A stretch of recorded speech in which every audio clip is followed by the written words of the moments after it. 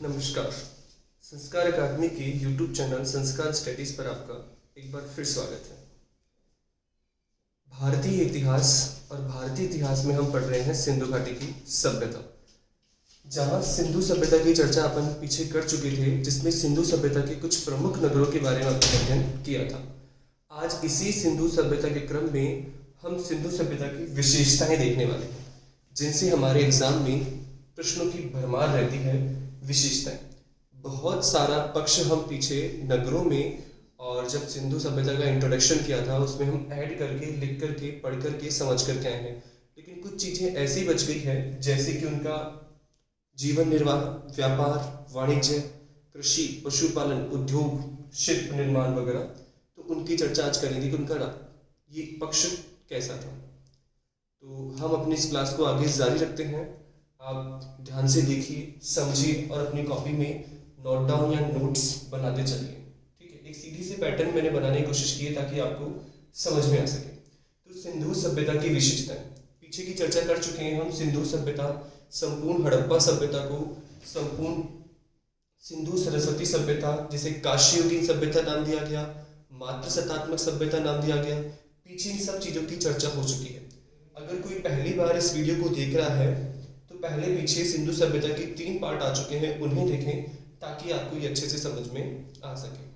देखें, सिंधु सभ्यता की विशेषताओं को लेकर के पहले बात करते हैं जीवन निर्वाह, यानी कि यहाँ का मानव अपना जीवन कैसे निर्वाह कर रहा था। यहाँ का मानव की किस प्रकार से वो कृषि कर रहा था, किस प्रकार से पशुपालन, तो जीवन निर्वाह के लिए उसने कौन कौन से काम लिए। तो जीवन निर्वाह की बात करूं मैं, तो जीवन निर्वाह में मानव ने कृषि को अपनाया, पशुपालन को अपनाया, व्यापार, उद्योग और शिल्प। ठीक है, इन कार्यों से मानव ने अपना जीवन निर्वाह किया। प्रश्न है, सिंधु सभ्यता का प्रमुख व्यवसाय क्या था। आपसे प्रश्न है, सिंधु सभ्यता का प्रमुख व्यवसाय क्या था, और आपके पास ये 4 या 5 ऑप्शन है। पहला ऑप्शन है कृषि, पशुपालन, व्यापार, उद्योग या शिल्प। कौन सा व्यवसाय उनका सबसे प्रमुख था। ठीक है, कोशिश कीजिए आंसर करने की कि सिंधु सभ्यता का प्रमुख व्यवसाय क्या था। कृषि था, पशुपालन था, व्यापार था, उद्योग था या शिल्प था। ठीक है, सिंधु सभ्यता का प्रमुख व्यवसाय पूछा जाता है ठीक है, वह है कृषि। ठीक है, सिंधु सभ्यता का प्रमुख व्यवसाय कृषि था। अगर ऑप्शन में कृषि है तो कृषि ही होगा, अगर ऑप्शन में कृषि नहीं है तो सिंधु सभ्यता का दूसरा महत्वपूर्ण व्यवसाय है व्यापार वाणिज्य। कौन सा व्यवसाय? व्यापार वाणिज्य। तो सीधे अपन चलते हैं कृषि की ओर। ठीक है, देखो, कृषि, सिंधु सभ्यता के लोगों को कृषि से संबंधित 9 फसलों की जानकारी थी। कितने फसलों की जानकारी थी? 9। सिंधु सभ्यता के लोगों को कृषि से संबंधित 9 फसलों की जानकारी थी, जिन्हें वे यूज में लेते थे या उगाते थे। 9 फसलें। पहली फसल है गेहूं, दूसरा है जौ, सरसों, राई, तरबूज, खरबूज, कपास, चावल, तिल। ठीक है, 9 फसलें। तो सिंधु सभ्यता के लोगों को 9 फसलों की जानकारी थी। बात है सिंधु सभ्यता की प्रमुख फसल कौन सी थी। तो सिंधु सभ्यता की जो प्रमुख फसल थी वह गेहूं और जौ थी। कौन कौन सी फसल थी? गेहूं और जौ। कल भी बात की थी मैंने, आज वापस बता रहा हूँ। सिंधु सभ्यता के लोगों की प्रमुख फसल गेहूं और जौ थी, और सिंधु सभ्यता के लोग गेहूं की 3 किस्मों से परिचित थे। गेहूं की 3 किस्मों से परिचित थे और जौ की भी 3 किस्मों से परिचित थे, अलग अलग क्वालिटी। ठीक है, तो गेहूं और जौ की 3 किस्मों से परिचित थे सिंधु सभ्यता के लोग, और सरसों, राई, तरबूज, खरबूज, कपास, चावल, तिल, इन सभी फसलों से वह परिचित थे। बात करते हैं, एक फसल है जिसका नाम है कपास। कपास को हमने व्यापारिक फसल में रखा है। सिंधु सभ्यता के लोग, ठीक है, समकालीन सभ्यताओं में जहां से सिंधु सभ्यता का व्यापार होता था, जिन सभ्यताओं से सिंधु सभ्यता का व्यापार होता था, तो समकालीन सभ्यताओं में कपास को एक नाम दिया गया है, वो नाम है सिंडन। ठीक है, सिंडन नाम से सिंधु सभ्यता की कौन सी फसल को जाना जाता है, तो वह है कपास। ठीक है, सिंडन किस फसल कहा गया है? कपास। तो सीधा सा प्रश्न है, सिंडन किसे कहते हैं? कपास को कहते हैं। तो सिंधु सभ्यता के लोगों को, समकालीन सभ्यताओं में कपास को सिंडन कहा गया। समकालीन सभ्यताओं से तात्पर्य है जिन सभ्यताओं से सिंधु सभ्यता का व्यापार हो रहा था, वहां पर उन लोगों ने कपास को सिंडन कहकर के पुकारा था। नेक्स्ट है साक्ष्य। कृषि में हमें किस किस चीज के साक्ष्य प्राप्त हुए? तो चावल के साक्ष्य हमको लोथल से मिले। कहां से मिले हैं? लोथल। चावल के साक्ष्य लोथल से मिले हैं। जला हुआ चावल कालीबंगा से मिला है। धान की भूसी रंगपुर से मिली है। जुते हुए खेत के साक्ष्य कालीबंगा। मैं कल चर्चा कर चुका था, जुते हुए खेत के साक्ष्य कहां से? कालीबंगा। तो कृषि से संबंधित कुछ फसलें चावल के साक्ष्य लोथल से मिले, जला हुआ चावल कालीबंगा से मिला, धान की भूसी रंगपुर से मिली है और जुते हुए खेत के साक्ष्य कहां से मिले हैं? कालीबंगा। एक और बात, कपास का प्राचीनतम साक्ष्य। यहाँ प्राचीनतम से तात्पर्य है कि पहली बार का साक्ष्य। तो कपास का प्राचीनतम साक्ष्य मेहरगढ़ से मिला है। कौन से स्थान से मिला है? मेहरगढ़। इन स्थानों के बारे में अपन पीछे चर्चा कर चुके हैं। लोथल गुजरात में है, कालीबंगा हनुमानगढ़ में है, रंगपुर गुजरात में है, कालीबंगा हनुमानगढ़ और मेहरगढ़ पाकिस्तान में है। ठीक है, पीछे के पार्ट्स में हम इन नगरों की विशेषतया अच्छे से चर्चा कर चुके हैं कि किसने इसकी खुदाई की, किस जगह पर यह नगर था, कौन सी नदी किनारे बसा हुआ था, यहाँ पे कौन सी प्रमुख विशेषताएं थी। तो जो भी इस वीडियो पे अभी नए हैं वो पहले पीछे की पुराने वीडियो देखें ताकि आपको ये समझ में आए। मेहरगढ़ कहाँ पर है? पाकिस्तान। तो कपास का प्राचीनतम साक्ष्य मेहरगढ़ से प्राप्त हुआ है। नेक्स्ट है कृषि की बात। इनका जो प्रमुख कार्य था वो व्यापार था, लेकिन कृषि के साथ जुड़ता हुआ एक और पॉइंट है, वह है पशुपालन।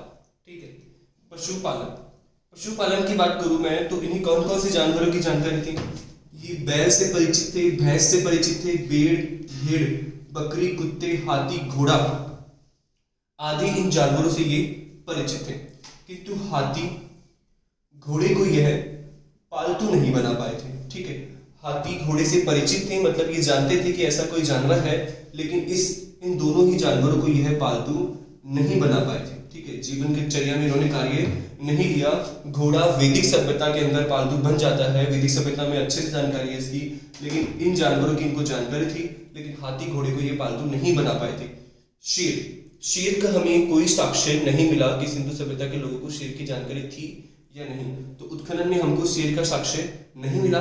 हाथी घोड़े को पालतू नहीं बना पाए थे, लेकिन आगे चल करके सिंधु सभ्यता में घोड़े के साक्ष्य प्राप्त हुए।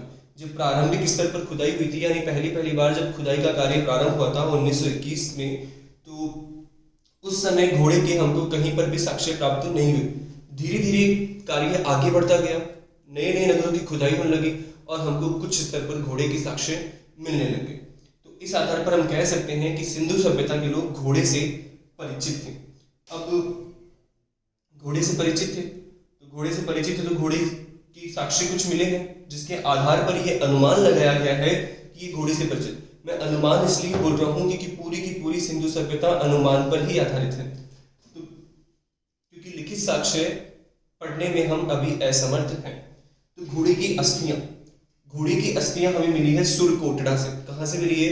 सुरकोटड़ा, और सुरकोटड़ा है गुजरात में। तो घोड़े की अस्थियां या हड्डियां सुरकोटड़ा से मिली। लैब में टेस्ट किया गया, वैसा भी ये हड्डियां घोड़े जैसी प्रतीत होती है या घोड़े जैसे जानवर की है, इसलिए नाम दे दिया गया घोड़े की अस्थियां सुरकोटड़ा से। घोड़े का जबड़ा यानी दांत, घोड़े का जबड़ा मिला है राणागुंडई से। कहां से मिला है? राणागुंडई। ये स्थान पाकिस्तान में है। राणागुंडई स्थान कहाँ है? पाकिस्तान में। घोड़े के प्रमाण के आधार पर कह सकते हैं कि उससे संबंधित कुछ चीजें, उसकी हड्डियां या उसके कुछ निशान वगैरह। तो घोड़े के प्रमाण हमको मिले हैं मोहनजोदड़ो से। मोहनजोदड़ो में खुदाई में हमें घोड़े के प्रमाण मिले हैं और घोड़े की मृण मूर्ति यानी कि घोड़े की मूर्ति बनाई गई या घोड़े जैसे दिखने वाले जानवर की मूर्ति हमको मिली है। कहां से? लोथल से। ये सारे इंपॉर्टेंट पॉइंट है कि कहां से कौन सा साक्ष्य प्राप्त हो रहा है। आप क्वेश्चंस देखोगे तो आपको इसी प्रकार के प्रश्न मिलेंगे। तो घोड़े की अस्थियां सुरकोटड़ा से, घोड़े का जबड़ा राणागुंडई से, और घोड़े के प्रमाण मोहनजोदड़ो से, और घोड़े की मृण मूर्ति कहां से मिली है? लोथल से। सिंधु सभ्यता का पहला महत्वपूर्ण व्यवसाय था कृषि, और सिंधु सभ्यता का दूसरा महत्वपूर्ण व्यवसाय है व्यापार। ठीक है, व्यापार। तो सिंधु सभ्यता का दूसरा महत्वपूर्ण व्यवसाय कौन सा? व्यापार। अब व्यापार एक देश का दूसरे देश के साथ, एक राज्य का दूसरे राज्य के साथ व्यापार होता है। तो सिंधु सभ्यता के लोगों ने भी अन्य सभ्यताओं से क्या किया? व्यापार किया। इसकी जानकारी हमें कैसे हुई कि किस सभ्यता या कौन सी समकालीन सभ्यता के साथ व्यापार किया था? तो अब इसकी जानकारी कैसे प्राप्त कर सकते हैं? फॉर एग्जाम्पल, एक शहर है, एक शहर जैसे कि फॉर एग्जांपल एक शहर है बेंगलोर और एक शहर है जयपुर, ठीक है। आज की परिस्थिति में ना देख करके हम इनको पुरानी परिस्थिति में देखते हैं, जब परिवहन इतने बड़े स्तर पर नहीं था। आज तो आपको जयपुर की चीज बेंगलोर में 1 दिन 2 दिन के अंदर ही पहुंच जाती है, लेकिन एक शहर है बेंगलोर, एक शहर है जयपुर, बात है लगभग आज से 3000-4000 साल वर्ष पहले की। तो जयपुर में कोई वस्तु निर्मित होती होगी, जयपुर में कोई वस्तु निर्मित होती होगी, जैसे कि फॉर एग्जांपल ये मार्कर है और इस मार्कर की मैन्युफैक्चरिंग जयपुर में होती है, और ऐसा मार्कर जयपुर के अलावा कहीं पर भी नहीं बनाया जाता। मतलब जिस तरीके का मार्कर जयपुर शहर में बनता है उस तरीके का मार्कर अन्य कहीं नहीं बनता, ऐसी मैन्युफैक्चरिंग जयपुर में के अलावा कहीं नहीं होती। लेकिन जब खुदाई की गई या जाना गया तो इसी प्रकार का मार्कर एक शहर है जिसका नाम है बेंगलोर से मिला। कहां से मिला? बेंगलोर। जयपुर में मैन्युफैक्चरिंग होने वाला मार्कर बेंगलोर में मिला। इससे सीधा सीधा अर्थ ये लगा लिया कि जयपुर और बेंगलोर दोनों के अंदर व्यापारिक संबंध थे। तो इसी आधार पर मैं आपको बताना चाहता हूं कि जैसे जयपुर का मार्कर बेंगलोर में मिला, तो उसी प्रकार सिंधु सभ्यता में निर्मित वस्तुएं, जो सिंधु सभ्यता में निर्मित वस्तुएं हुई या फिर मोहर हुई या मुद्राएं हुई, उसी प्रकार की वस्तुएं मोहर अन्य सभ्यताओं से भी हमको मिली, जिस आधार पर साफ साफ ये कह दिया गया कि इनका व्यापार अन्य सभ्यताओं के साथ में था। अब किस सभ्यता के साथ सर्वाधिक व्यापार था? तो व्यापार की बात करूं मैं, एक सभ्यता है जिसका नाम है मेसोपोटामिया। विश्व की प्राचीन 4 सभ्यताएं थी। मेसोपोटामिया थी, मिस्र थी, चीन थी और एक थी सिंधु घाटी सभ्यता। तो सिंधु घाटी सभ्यता का सर्वाधिक व्यापार जिस सभ्यता के साथ था वह था मेसोपोटामिया। कौन सा था? मेसोपोटामिया। तो मेसोपोटामिया की सभ्यता के साथ व्यापार हुआ। दजला फरात नदी के किनारे बसी हुई सभ्यता थी, ठीक है। तो मेसोपोटामिया से साक्ष्य प्राप्त। अब देखो एक छोटा सा नॉलेज या छोटा सा पॉइंट है। मेसोपोटामिया के एक शासक थे। मेसोपोटामिया का शासक था जिसका नाम था सेरेगोन। क्या नाम था? सेरेगोन। सेरेगोन ने एक अभिलेख का निर्माण करवाया। सेरेगोन ने एक अभिलेख लिखवाया और उस अभिलेख में 3 शब्दों का जिक्र किया, डिलमन, मागन, मेहुला। डिलमन, मागन और मेहुला। इनमें से डिलमन और मागन, इनका निर्धारण अलग स्थानों के साथ किया गया है, किंतु जो मेहुला शब्द आया है सेरेगोन के द्वारा लिखाए गए अभिलेख में, जो मेहुला शब्द आया है, यह शब्द सिंधु घाटी सभ्यता के लिए आया है। आज हम जिस सभ्यता को सिंधु घाटी सभ्यता के नाम से जानते हैं, प्राचीन काल में समकालीन सभ्यताओं में सिंधु घाटी सभ्यता को नाम दिया गया मेहुला। तो सेरेगोन अपने अभिलेख में कहता है कि उसका व्यापार यानी कि मेसोपोटामिया का व्यापार डिलमन, मागन, मेहुला से हुआ था, जिनमें मेहुला का समीकरण सिंधु घाटी सभ्यता से बैठाया या बनाया गया है। तो आप कह सकते हो कि मेसोपोटामिया के साथ व्यापार किसका है? सिंधु सभ्यता का। और अगर आप हम आगे चलते हैं तो उर और किस, मेसोपोटामिया की 2 प्रमुख नगर है उर और किस। तो उर और किस से सिंधु सभ्यता की मोहर प्राप्त हुई है। जो मोहर सिंधु सभ्यता मिलती है, जैसे प्रमाण, जैसी आकृति की मोहर सिंधु सभ्यता मिली, वैसी ही मोहर कहाँ मिली है? मेसोपोटामिया से मिली है। मेसोपोटामिया के कौन से 2 शहर है? उर और किस। तो कह सकते हैं हम इनका व्यापार था कि सिंधु सभ्यता के कुछ प्रमुख नगरों का उर और किस के साथ क्या था?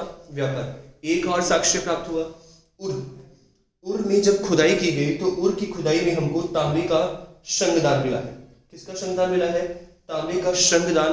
और ऐसे ही शंखदान हमको सिंधु घाटी सभ्यता से भी प्राप्त हुई। जैसे मैंने मार्कर का एग्जांपल दिया कि मार्कर बना जयपुर में, मैन्युफैक्चरिंग हुई और निकला कहां से? बेंगलोर से। यानी जयपुर में तो ढेर था, बेंगलोर में एक मिला, मतलब आपस में व्यापार था। तो तांबे का शंखदान सिंधु सभ्यता की वस्तु है, लेकिन मिल कहां से रही है? मेसोपोटामिया थी। तो इस आधार पर कहा गया है कि इनका व्यापार आपस में एक दूसरे के साथ में होता था, ठीक है। नेक्स्ट आगे चलते हैं हम इसी व्यापार के कड़ी में, निर्यात और आयात, एक्सपोर्ट और इंपोर्ट। निर्यात, सिंधु सभ्यता के लोग कौन सी वस्तुएं निर्यात कर सकते हैं? अगर अपन देखेंगे तो सिंधु सभ्यता का जो प्रमुख उद्योग होगा वह उद्योग होगा सूती वस्त्र उद्योग। कौन सा उद्योग होगा? सूती वस्त्र उद्योग, ठीक है। वन की निर्माण में उनका प्रमुख उद्योग है।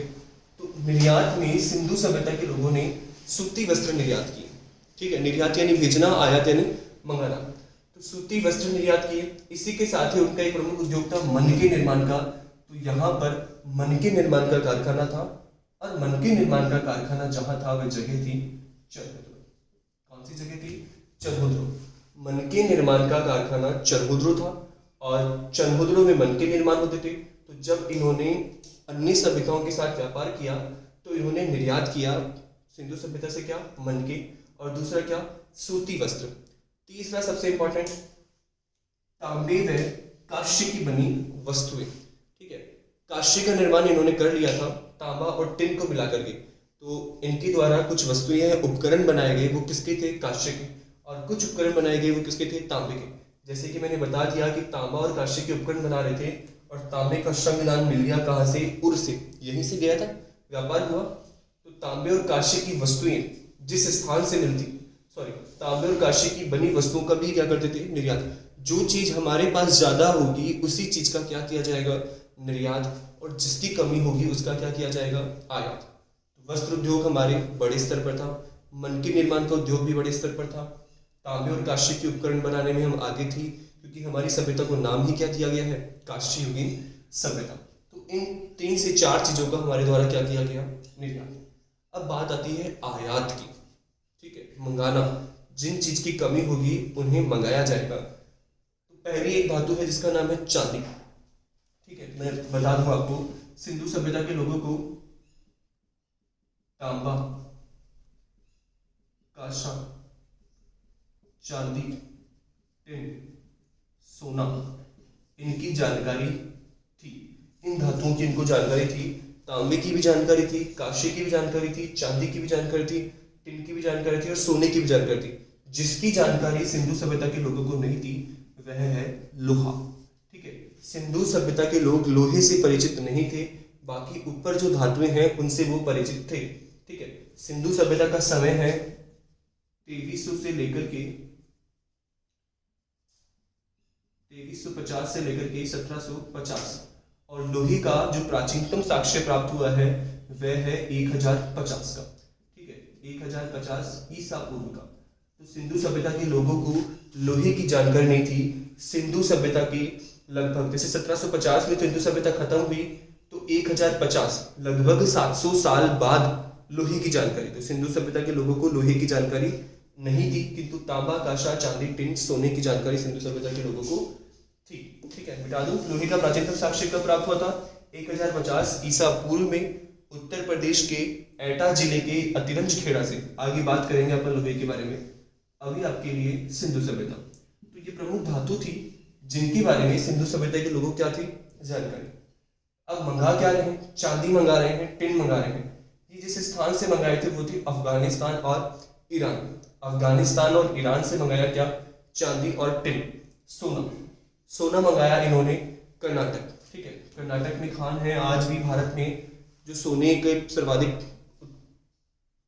खनन होता है वो कहां से होता है, कर्नाटक और कोलार। लाजवर्द मणि, एक मणि है लाजवर्द मणि। ठीक है, आप इसको कीमती पत्थर के आधार पर कीमती पत्थर कह सकते हो। तो लाजवर्द मणि इन्होंने मंगाई थी बदखशा से, और बदखशा आता है आपके अफगानिस्तान में।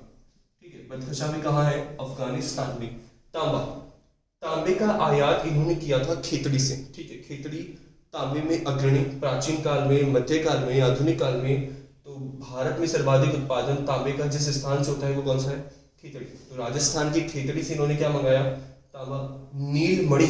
नीलमणि का आयात इन्होंने किया महाराष्ट्र से। किससे, महाराष्ट्र। ये प्रमुख कुछ धातुएं हैं या वस्तुएं हैं जिनका आयात इन्होंने इन स्थानों से किया, और ये है निर्यात की किस किस चीज का ये निर्यात करते थे। तो प्रश्न बनेगा आपके लिए, चांदी टिन का आयात कहाँ से, अफगानिस्तान से, तांबा कहाँ से, खेतड़ी से, नीलमणि कहाँ से, महाराष्ट्र। तो ये इंपॉर्टेंट है। अब बात करते हैं उद्योग की। हमने कृषि देखी, पशुपालन देखा, व्यापार देखा, निर्यात आयात देखे। अब बात है उद्योग की।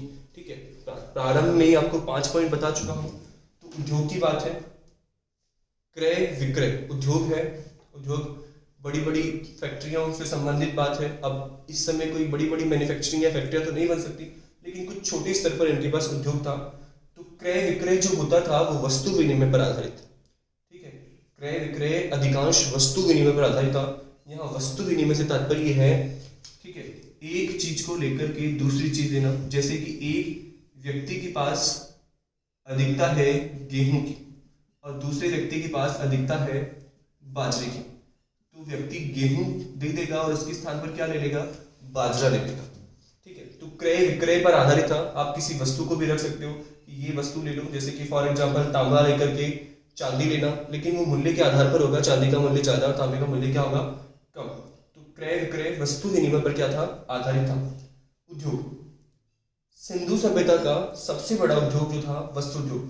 पहले ही मैं चर्चा कर चुका हूँ, सिंधु सभ्यता का सबसे बड़ा उद्योग कौन सा था, वस्त्र उद्योग था। ठीक है, और वस्त्र के बारे में जानकारी, मोहनजोदड़ो।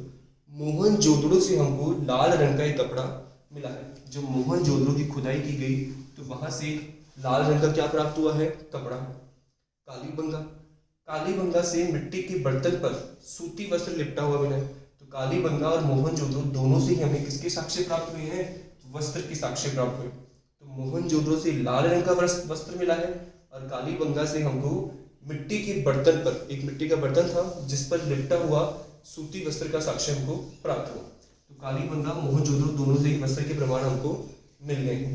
बात करूं, उद्योग की बात हो रही है और इनका जो प्रमुख उद्योग वस्त्र था, उसके बाद में जो प्रमुख उद्योग था वो कौन सा था, मनके। मनका एक आभूषण है, उससे संबंधित है। तो मनके बनाने का कारखाना चनमुद्रो और लूथल से प्राप्त हुआ है। कल हम चर्चा कर चुके थे, जैसे कि चनमुद्रो को हमने नाम दिया था, क्या नाम दिया था चनमुद्रो को, औद्योगिक नगर। किस नगर को औद्योगिक नगर कहा गया था, चनमुद्रो को। तोरण नगर किसे कहा गया था, हड़प्पा को। विस्तृत नगर किसे कहा गया था, मोहनजोदड़ो को। व्यापारिक किसे कहा गया था, लोथल को। सब एक पॉइंट पे पॉइंट अपन ने बनाए थे। उद्योग, तो चनमुद्रो और लोथल, यहाँ दोनों ही स्थानों से हमको मनके बनाने का क्या मिला है, कारखाना मिला है। ठीक है, तो ये उद्योग के बारे में बात होगी, वस्त्र उद्योग और मनके निर्माण या मनका उद्योग। नेक्स्ट है शिल्प।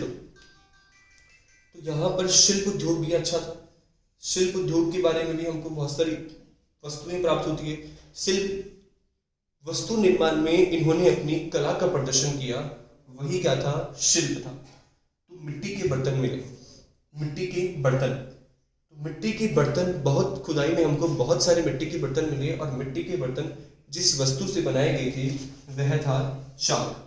सीधा सा प्रश्न पूछा गया है एग्जाम्स में, क्या इन निम्न में से किसकी सिंधु सभ्यता को जानकारी नहीं थी। सूती वस्त्र की जानकारी नहीं थी, चांदी की जानकारी नहीं थी। ठीक है, जैसे कि सूती वस्त्र की जानकारी नहीं थी, चांदी की जानकारी नहीं थी, जल निकास की जानकारी नहीं थी, या फिर चाक की जानकारी नहीं थी, या नेक्स्ट ऑप्शन है लोहे की जानकारी नहीं थी। तो उन्हें किसकी जानकारी नहीं थी, लोहे की। बाकी जो पीछे आपने चार चीजें देखी उन सबकी उनको जानकारी। तो चाक, चाक क्या है, कुम्हार के पास बर्तन बनाने के लिए एक बड़ा सा एक चक्र होता है इस प्रकार का, जिसको वो एक डंडी में डाल करके घुमाता है, लकड़ी में डाल करके उसको घुमाता है और घुमा करके जो उस पर मिट्टी रखते हैं उस मिट्टी को अपने अनुसार वो क्या देता है, आकार देता है। तो उसी से क्या बनते हैं, मिट्टी के बर्तन। तो जब मिट्टी के बर्तन बन रहे हैं तो इन्हें जानकारी किसकी होगी, चाक की जानकारी होगी। ठीक है, तो इंपॉर्टेंट है, सिंधु सभ्यता के लोगों को चाक की जानकारी थी या नहीं थी। शिल्प, ईंट भट्टों के प्रमाण। ठीक है, ईंट भट्टे, तो ईंटें बनाने की तरफ, ईंटों की बात मैं कर चुका था, आयताकार, वर्गाकार, वक्राकार, ये कुछ ईंटें थी। तो शिल्प में ईंट भट्टों की भी क्या मिले हैं, प्रमाण मिले हैं। ठीक है, शिल्प देखो, अब शिल्प से कुछ निर्मित कुछ मूर्तियां हैं। पत्थर के पुजारी की मूर्ति। ठीक है, पत्थर के पुजारी की मूर्ति कहाँ से मिली है, हड़प्पा से मिली। भाई इस मूर्ति में उसने काट पीट करके अपनी कला का प्रदर्शन किया। ठीक है, शिल्प निकल करके आया, इसमें शिल्प कला थी। तो पत्थर की पुजारी की मूर्ति कहाँ से मिली है, हड़प्पा से मिली है। किस स्थान से मिली, हड़प्पा। फिर कांसे की नर्तकी की मूर्ति, सबसे फेमस मूर्ति, सबसे प्रसिद्ध मूर्ति। तो कांसे की नर्तकी की मूर्ति पीछे भी चर्चा हो चुकी है, वो मिली है कहाँ से, मोहनजोदड़ो से। ठीक है, कांसे की बैलगाड़ी कहाँ से मिली है, ये मिली है चनमुद्रो से। कांसे की बैलगाड़ी कहाँ से मिली है, चनमुद्रो से। मिट्टी का हल, ठीक है, हल, कृषि के बारे में जानकारी की थी। तो मिट्टी का हल एक खिलौना था, मिट्टी के हल का खिलौना। अब मिट्टी के हल से तो खेती होगी नहीं, तो ये हल जो था वो खिलौना था। तो मिट्टी के हल का खिलौना कहाँ से मिला है, बनवाली से। और मनके, ठीक है, मन का आभूषण निर्माण, और ये कहाँ से मिले हैं, चनमुद्रो से मिले। पीछे भी चर्चा हो चुकी है, मन का चनमुद्रो। तो मन के आभूषण ये कहाँ से मिले हैं, चनमुद्रो से। अब बात करूं मैं मृदभांड की। ठीक है, मृदभांड, तो हमें सिंधु सभ्यता से बहुत सारे मृदभांड मिले हैं और ये मृदभांड जिस रंग के थे वो थे काले व लाल रंग के। ठीक है, ब्लैक एंड रेड, ब्लैक और रेड मृदभांड जो थे वो काले और लाल रंग के मृदभांड थे। नेक्स्ट है मुहर। मुहर, ठीक है, मुहर के बारे में देखें अपन तो यहाँ से जो मुहर मिली है वो बेलनाकार मुहर है। कैसी मुहर है? बेलनाकार। एक मुहर मिली है हमको वर्गाकार और एक मुहर है वो कौन सी है? घनाकार। तो तीन प्रकार की मुहरों का इन्होंने प्रयोग लिया, बेलनाकार, वर्गाकार और घनाकार। ठीक है, जैसे कि मैंने पीछे बताया था व्यापार अन्य सभ्यताओं से हो रहा था, तो एक स्थान है जिसका नाम फारस, वही आ गया मेसोपोटामिया, फारस की खाड़ी में बसा हुआ है। तो फारस की एक बेलनाकार मोहर, फारस की एक बेलनाकार मोहर हमको जिस स्थान से प्राप्त हुई है वह स्थान है लोथल। ठीक है, लोथल गुजरात से, जिसको हमने कल उपमा दी थी व्यापारिक नगर की, लोथल गुजरात से हमको फारस की बेलनाकार मोहर प्राप्त हुई है। फिर बात करूं मैं सर्वाधिक मोहर, सर्वाधिक मोहर जहां से मिली है वह है मोहनजोदड़ो। सर्वाधिक मोहर जहां से मिली है वह है मोहनजोदड़ो। ये मोहर दो प्रकार की थी, एक होती थी लेख वाली मोहर और एक होती थी बिना लेख वाली मोहर। ठीक है, लेख वाली, कुछ मोहरों पर लेख लिखे होते थे और कुछ मोहरों पर लेख नहीं लिखे होते थे। तो लेख वाली और बिना लेख वाली दोनों ही मोहर थी। जहां सर्वाधिक मोहर मोहनजोदड़ो से मिली है वहीं सर्वाधिक लेख वाली मोहर हड़प्पा से मिली है। कहां से मिली है? हड़प्पा से। ठीक है, इसके आगे सिंधु सभ्यता की और भी विशेषता है। सिंधु सभ्यता का धार्मिक पक्ष है, सिंधु सभ्यता की समाधान प्रणाली है। ठीक है, सिंधु सभ्यता की मूर्ति निर्माण कला है। ठीक है, इसके बाद सिंधु सभ्यता के पतन के कारण कि कैसे ये सभ्यता इतने बड़े स्तर पर आई, नगरीय सभ्यता का दर्जा प्राप्त करती है, बड़े बड़े उद्योग स्थापित करती है, विश्व स्तर पर इसका व्यापार था, तो कैसे इस सभ्यता का पतन हो गया, इसकी आगे की जो जानकारी होगी वो हमारी आगे की क्लास में होगी। ठीक है, तो ये आपका सिंधु सभ्यता की कुछ प्रमुख विशेषताएं। धन्यवाद।